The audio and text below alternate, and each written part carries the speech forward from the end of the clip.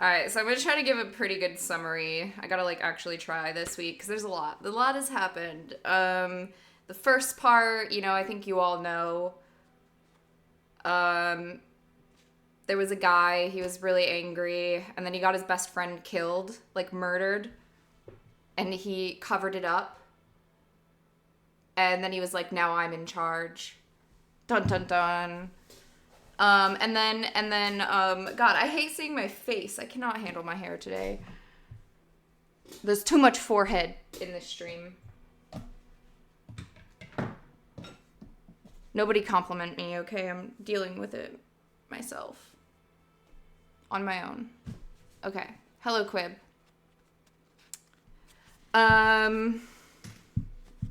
So, that was the first part, and then it was flashback. I don't know why I said it like that. It was flashback. And then it was back to day one when they first flew out to Mars. It was super fetch. Everybody was really excited. And they're like, "Wow, we're the first 100 people to go to Mars." And then there's this cool guy. He was the first man to go to Mars, and he's so much cooler than everybody else. Because, he's the first man to go to Mars, and now he's going to Mars to live there with the first 100. So, he's the coolest. He's the guy who got murdered at the beginning by his best friend because they're fighting over a woman.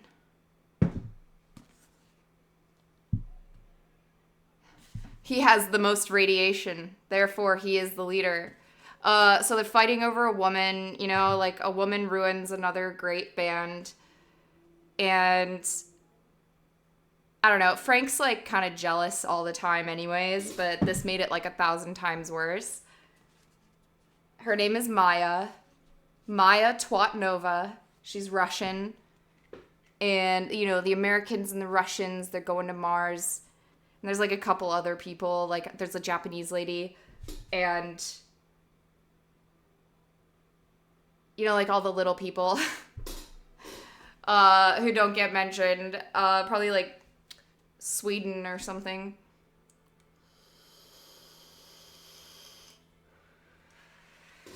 That was part 2. So in part 2, there were 2 really important sex scenes. And that was when Maya fucked Frank, and then when Maya fucked John. And John is the first man on Mars, and he gets all the attention and all the credit, and he's blonde, and everybody's like, "Oh my god, John, shut up, we get it." So then Maya and John start dating, and Maya is the sexy leader of the Russians.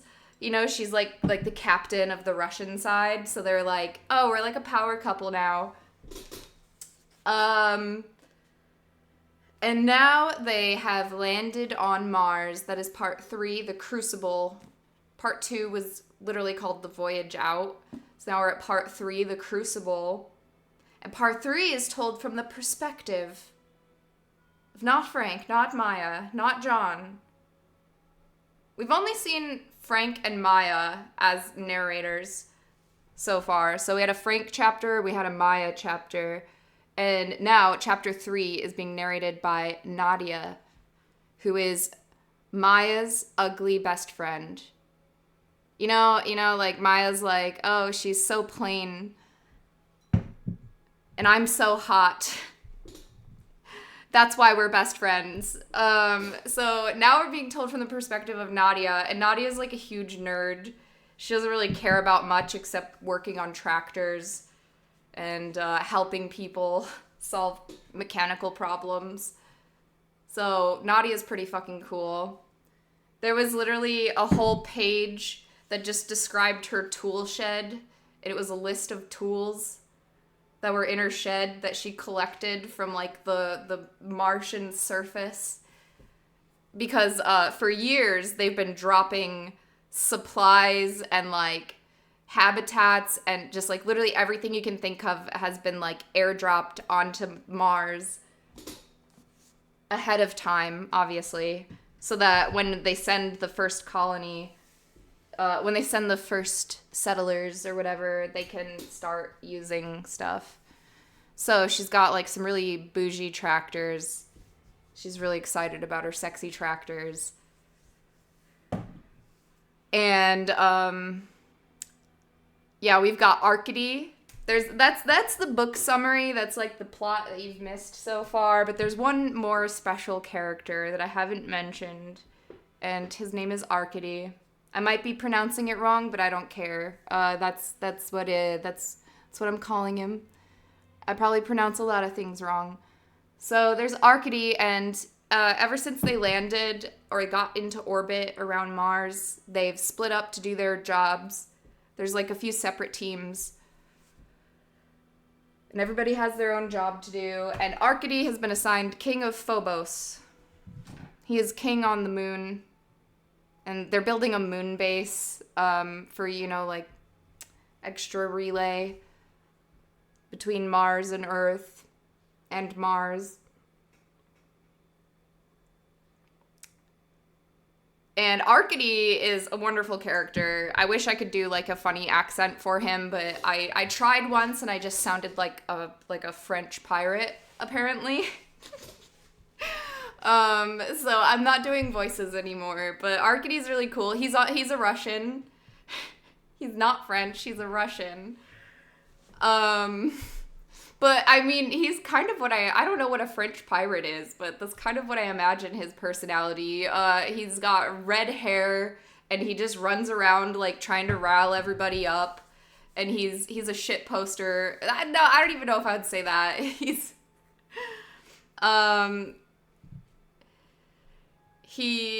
like, we don't have to listen to Earth. Like what are they gonna do? We're on Mars. Yeah, he kind of shitposts. He was in charge of a lot of the simulations that they were running on the space on the ship. When they would do simulations, he'd do all kinds of wacky stuff, like Martians are attacking. Just to keep it fun. So now he's king of the moon on Mars, of which there are 2. So he's on the moon, Phobos, and they're building a space station there. And everybody was afraid because they were like, I don't think Arcady should have that much power to build the space station on the moon. But they ended up giving it to him anyways because nobody wanted that job. Everybody wants to go to Mars. They don't want to build the moon base. So Arcady ended up getting the moon. The moon objects. Yeah, okay, now I'm thinking of Parks and Rec.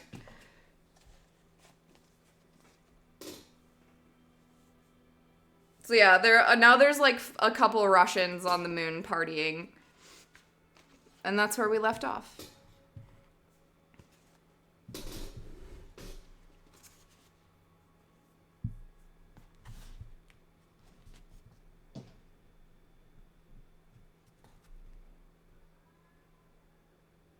My neighbors are having a bonfire. I'm gonna go close the window.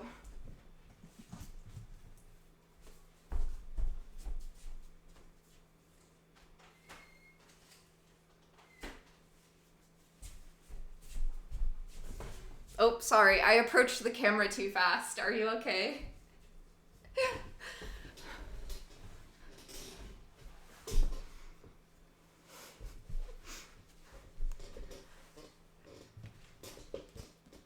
Okay, and that was just one day.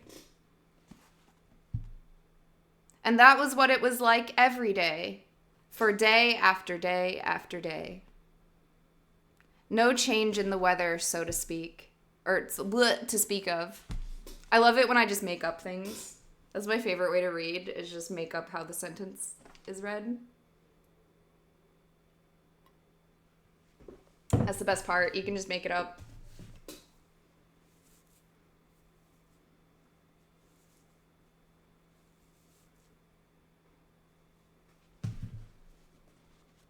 You can just freestyle.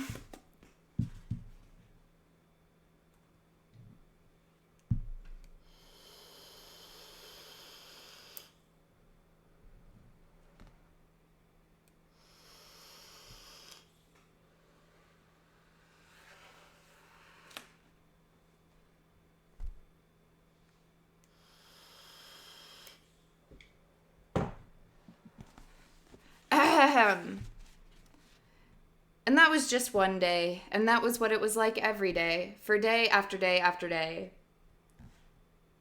Oh, I don't know if I should read, like, the last paragraph, but this book has been really good. Okay, you can always go back and watch the first parts in my VOD playlist. Hello, Grandmaster Ong. Yes? Oh, okay, whatever.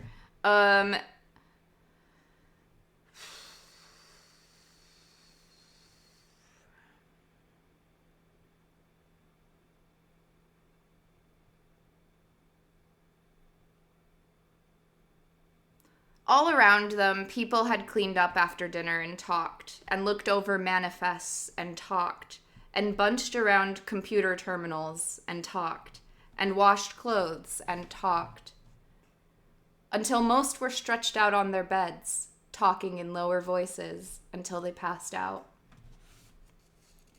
It's like the first second of the universe, Sax Russell observed, rubbing his face wearily.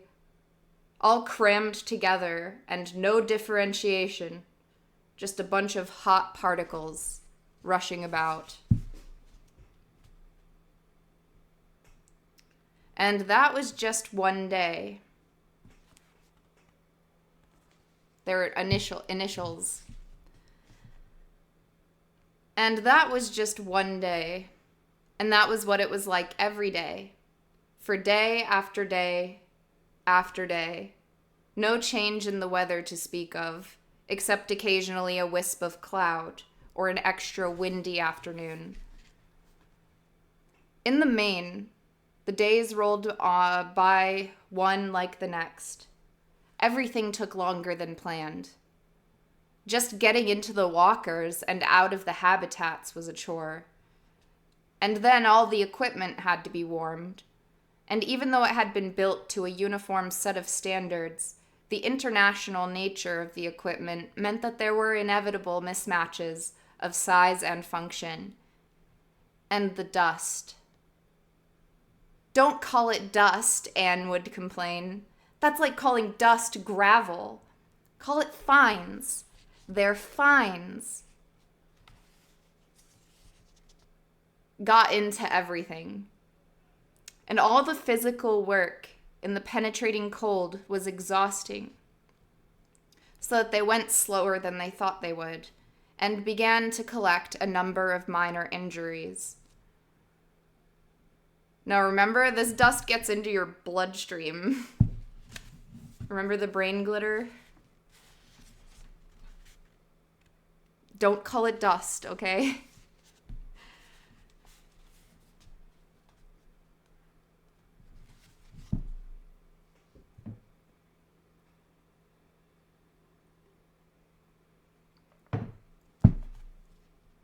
It got into everything, and all the physical work in the penetrating cold was exhausting, so that they went slower than they thought they would and began to collect a number of injuries, a number of minor injuries.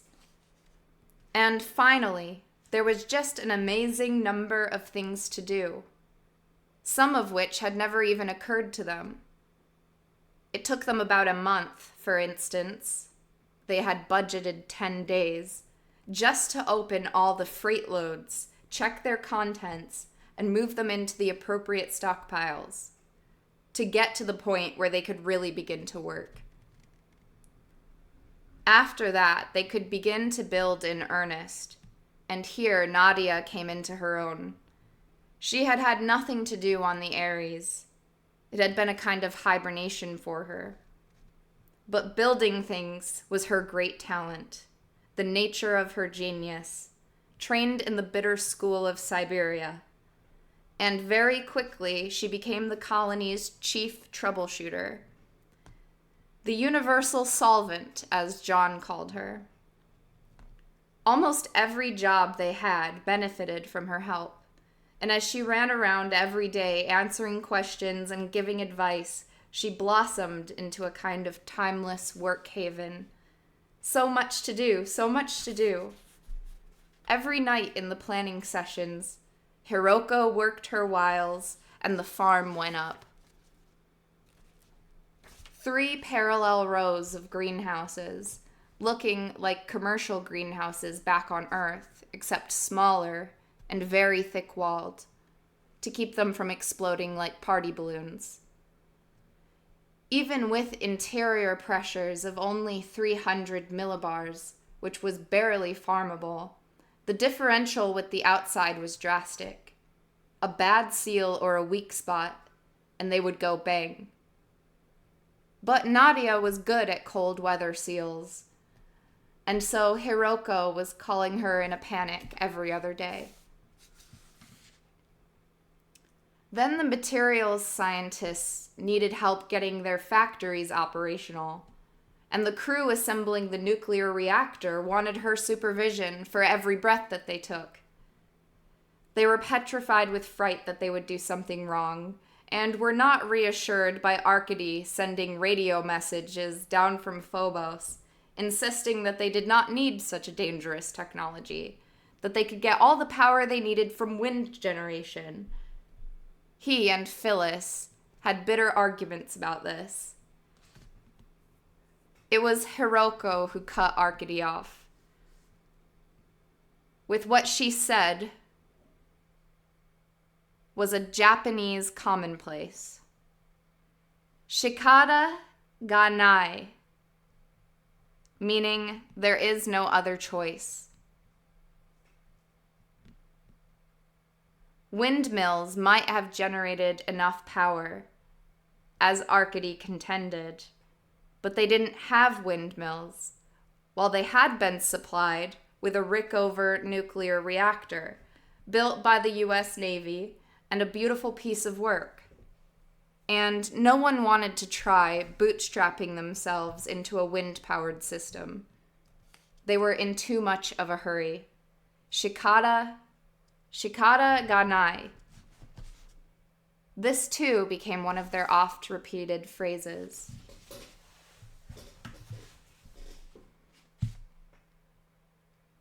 And so every morning the construction crew for